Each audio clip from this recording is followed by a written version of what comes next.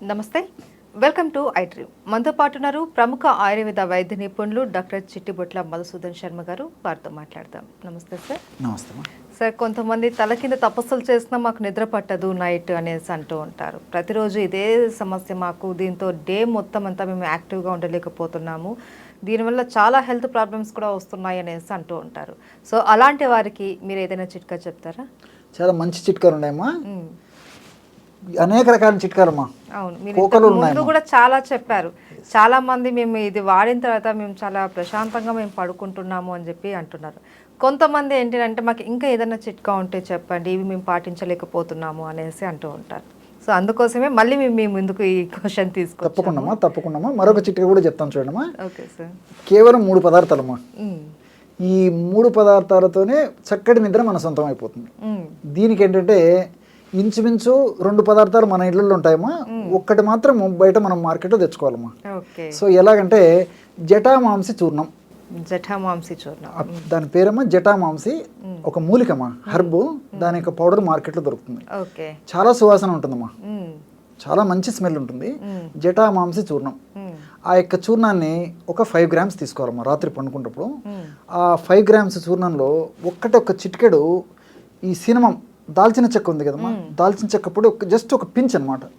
అట్లే పచ్చకర్పూరం. పచ్చకర్పూరం మనం లడ్డూలలో, పాయసాలలో, ప్రసాదాల్లో వాడుకుంటుంటాము తయారు చేసేదానికి, స్వీట్స్ తయారు చేసేదానికి.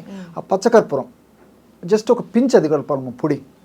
సో 5 గ్రామ్స్ జటామాంసి చూర్ణము, ఒక చిటికెడు దాల్చిన చెక్క పొడి, ఒక చిటికెడమ్మా, ఎక్కువ వాడకూడదమ్మా, పచ్చకర్పూరం మొత్తం కలిపేసేసి తగినంత తేనెతో కలిపేసేసి నాకుని మింగేసేసి ఒక కప్పు పాలు తాగాలమ్మా. ఒకవేళ మీకు ఇక్కడ కూడా సందేహం రావచ్చు, సార్ ఈ రోజుల్లో షుగర్ చాలా మందికి వస్తుంది కదండి, షుగర్ వాళ్ళు మరి తేనె వాడకూడదు కదా ఎలాగని. సో అలాంటి వాళ్ళు ఎవరైనా ఉండి తేనె వాడకూడనటువంటి వాళ్ళు ఎవరైనా ఉంటేమా కేవలము ఒక కప్పు గోరువెచ్చని పాలలో కలిపి సేవిస్తే సరిపోతుందమ్మా. ఓకే, షుగర్ లేకుండా పాలల్లో కావాలని ఇది పౌడర్ లాగా తీసుకోవచ్చమ్మా.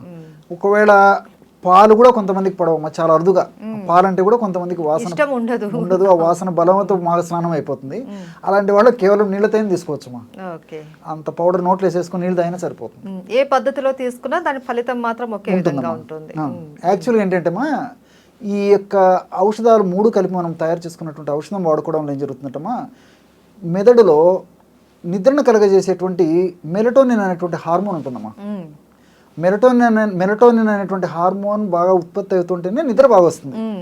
సో మనం ఈ పద్ధతిలో తయారు చేసుకున్నటువంటి ఔషధం వాడుకోవడం వల్ల బ్రెయిన్లో మెలటోనిన్ అనేటువంటి హార్మోన్ ఉత్పత్తికి బాగా దోహదపడుతుందమ్మా. ఎప్పుడైతే మెలటోనిన్ హార్మోన్ బాగా ఉత్పత్తి అయ్యి దాని యొక్క పనితనం, క్రియా సామర్థ్యం బాగుందో ఆటోమేటిక్గా పడుకున్నటువంటి ప్రశాంతమైనటువంటి నిద్ర వస్తుంది. ఎలాంటి సైడ్ ఎఫెక్ట్స్ ఉండవు, అన్ని సైడ్ బెనిఫిట్స్ ఉంటాయి. రీసెర్చ్లో కూడా ప్రూవ్ అయినటువంటి విషయమా, ఈ జటామాంసి చూర్ణము మైండ్ను కామింగ్ ఎఫెక్ట్ చేస్తుందమ్మా. అంటే ప్రశాంతం. ఈ రోజుల్లో మానసిక ఒత్తిడితోనే చాలా మందిలో నిద్రలేని సమస్య కలుగుతుందమ్మా. సో మనసును ప్రశాంతపరిచేటువంటి ఔషధాల్లో, ఆయుర్వేదంలో చెప్పినటువంటి ఔషధాలలో జటామాంసికి చాలా అగ్రస్థానం ఇవ్వడం జరిగిందమ్మా. సో దీనివల్ల ఏమంటే అన్ని సైడ్ బెనిఫిట్స్ ఉంటాయి తప్ప సైడ్ ఎఫెక్ట్స్ ఉండవు. సో జటామాంసిలో ఓరటైల్ ఆయిల్స్ ఉంటాయి. జటామాంసిన్ అనేటువంటి ఒక కెమికల్ ఉంటుంది. అదేవిధంగా నార్డోస్టాకిన్ అనేటువంటి కెమికల్ ఉంటుంది. అట్లే దాల్చిన చెక్కలు కూడా సినిమాల్డిహైడ్ అనేటువంటి కెమికల్ ఉంటుంది. తర్వాత పచ్చకర్పూరంలో ఈ క్యాంఫరాల్ అనేటువంటి కెమికల్ ఉంటుంది. ఇవన్నీ కూడా ప్రత్యక్షంగా పరోక్షంగా నిద్రను కలగజేసేందుకు చక్కగా ఉపయోగపడతాయమ్మా. అన్ని సైడ్ బెనిఫిట్స్ ఉంటాయమ్మా, ఎలాంటి సైడ్ ఎఫెక్ట్స్ ఉండవమ్మా. కాబట్టి రాత్రిపూట ఈ యొక్క ఔషధాన్ని ఈ పద్ధతిలో వాడుకుంటే సరిపోతుంది. కానీ ఏదో ఒక్కరోజు వాడి 2 రోజులు వాడి మాకు ఇంకా మార్పు రాలేదని అనుకోకుండా కొంత టైం అవసరమ్మా. ఎందుకంటే ఇంగ్లీష్ మందుల్లాగా వెంటనే నిమిషాల మీద, సెకండ్ల మీద పనిచేసే ఆ ప్రభావంతో సైడ్ ఎఫెక్ట్స్ ఫేస్ చేయాల్సి వస్తుంది. కొన్నాళ్ళకు ఆ ఔషధం సరిగ్గా పనిచేయకుండా పోతుంది. డోస్ పెంచవలసినటువంటి పరిస్థితి ఏర్పడుతుంది. ఆ ఔషధానికి ఇంకొక ఔషధం తోడు చేయాల్సినటువంటి పరిస్థితి ఏర్పడుతుంది. ఔషధం లేకపోతే మళ్ళీ నిద్ర రాకుండా అలవాటు అయ్యేటువంటి పరిస్థితి ఏర్పడుతుందమ్మా. సో ఇవన్నీ మరి సైడ్ ఎఫెక్ట్సే కదమ్మా. ఈ సైడ్ బెనిఫిట్స్ ఉన్నాయి కాబట్టి కొంచెం ఓపిక అవసరమ్మా. అంటే ఎన్ని రోజులు టైం పడుతుంది సార్? శరీర తత్వాన్ని అనుసరించమ్మా. కొంతమందికి ఒక వారం 10 రోజులు టైం తీసుకుంటుంది. కొంతమందికి మరింత త్వరగానే నిద్ర వచ్చేటువంటి పరిస్థితి ఏర్పడుతుందమ్మా. ఒక్కసారి మన దేహము ఆ యొక్క మెలటోనిన్ ప్రొడక్షన్ పద్ధతికి అలవాటు పడిపోతే క్రమక్రమంగా రోజు మన దేహానికి, మన అవసరాలకు ఎంత మెలటోనిన్ అనేటువంటి నిద్రను కలుగజేసేటువంటి హార్మోన్ అవసరమో అంత పద్ధతిలో ఉత్పత్తి చేసేటువంటి పరిస్థితి ఈ మందులు కలుగజేస్తాయమ్మా. కాబట్టి కొన్నాళ్ల పాటు వాడేసి ఆపేసినప్పటికీ ఎలాంటి ప్రాబ్లం ఉండదమ్మా. న్యాచురల్గా మెలటోనిన్ ప్రొడ్యూస్ అవుతుంటుంది. ఒకవేళ దీర్ఘకాలికంగా వాడినప్పటికీ ఎలాంటి ప్రాబ్లమ్స్ ఉండదమ్మా. మనసు ప్రశాంతంగా ఉంటుంది. సో నిద్ర బాగా వస్తుంది. ఆ యొక్క ప్రభావం మరుస రోజు కూడా మన దైనందిన జీవితంలో పడుతుంది. కాబట్టి మనం చేసేటువంటి దైనందిన జీవితంలో మనం చేసేటువంటి కార్యక్రమాలు కూడా ఎలాంటి ఇబ్బంది ఆటంకం ఉండదు. తర్వాత సమాజానికి కూడా హితమమ్మా. ఎప్పుడైతే రియల్లీ ఎప్పుడైతే నిద్ర ఏముంటుందో కోపము, చికాకు, దురుసుగా మాట్లాడము, పని మీద ఆసక్తి లేకపోవడము, ఇలాంటివన్నీ కలుగుతుంటాయమ్మా. కాబట్టి అర్ధరోగహరే నిద్ర అంటే సగం రోగాలు తగ్గిస్తుంది. ఉన్నటువంటి జబ్బులు రాకుండా కూడా ఈ నిద్ర ప్రశాంతంగా నిద్రపోతే కాపాడుతేటువంటి పరిస్థితి ఏర్పడుతుందమ్మా. కాబట్టి అర్ధరోగహరే నిద్ర సర్వరోగహరే క్షుధ అని చెప్పేసి మన పెద్దలు చెప్తుంటారమ్మా.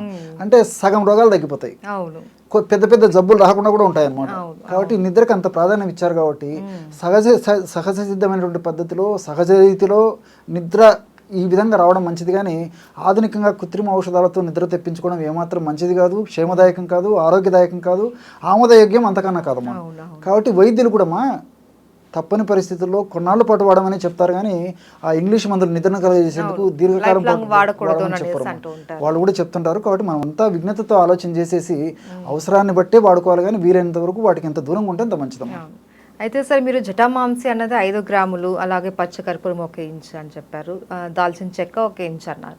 అయితే ఈ క్వాంటిటీ అన్నది ఏ వయసు వాళ్ళైనా వాడుకోవచ్చా, లేకపోతే వయసు రీత్యా కూడా దీని పరిణామం తీసుకోవాల్సింది ఏమైనా ఉంటుంది? చాలా మంచి ప్రశ్నమా. వయస్సు అంటే దాదాపు ఒక 15 లేదా 20 సంవత్సరాలు దాటినటువంటి వాళ్ళు, కొంచెం వెయిట్ బాగా అంటే దృఢంగా ఉన్నటువంటి వాళ్ళు అయితే ఈ డోసు అంతమందికి ఇంచుమించు అందరికీ పనిచేస్తుందమ్మా. కానీ వయస్సు తక్కువగా ఉన్నటువంటి వాళ్ళు, ముఖ్యంగా చిన్నపిల్లలు ఏంటి వాళ్ళు కూడా ఈ సమస్యలు కలుగుతుంటాయి. కానీ ఇలాంటి వాళ్ళకి 500 మిల్లీగ్రాముల నుంచి మొదలుపెట్టేసి 1 నుంచి 2 గ్రాముల వరకు వాడుకోవచ్చు. ఇప్పుడు 4 ఏళ్ల పిల్లలు, 5 ఏళ్ల పిల్లలు ఇలాంటి వాళ్ళు ఉంటారమ్మా. వీళ్ళకి ఏంటో జస్ట్ 500 మిల్లీగ్రామ్స్ సరిపోతుంది. అట్లా వయస్సును బట్టి పెంచుకుంటూ 1 నుంచి 2 గ్రాముల వరకు, అంటే 15 ఇయర్స్ 20 ఇయర్స్ లోపల వాళ్ళకి మ్యాక్సిమం 2 గ్రాముల వరకు ఇవ్వచ్చమ్మా. సో ఆ వయస్సు పైబడినటువంటి వాళ్ళకందరికీ, ముఖ్యంగా దృఢ శరీరం ఉండి సమస్య ఎక్కువగా ఉండి 20 సంవత్సరాలు దాటినటువంటి వాళ్ళందరికీ కూడా ఇంచుమించు ఈ డోసు ఎలాంటి ఇబ్బంది ఉండదమ్మా. ఓకే. సో దీంతో మనకి మీరు చెప్పేవన్నీ కూడా మనకు సైడ్ బెనిఫిట్స్తో కూడుకున్నటువంటి న్యాచురల్గా మనకు దొరికేటటువంటి పదార్థాలతోటే అన్నీ కూడా మాకు చెప్తూ ఉంటారు. సో ఈ చిట్కా కూడా చాలామందికి ఉపయోగపడుతుందని కూడా మనం కోరుకుందాం sir. Thank you so much. నమస్తే.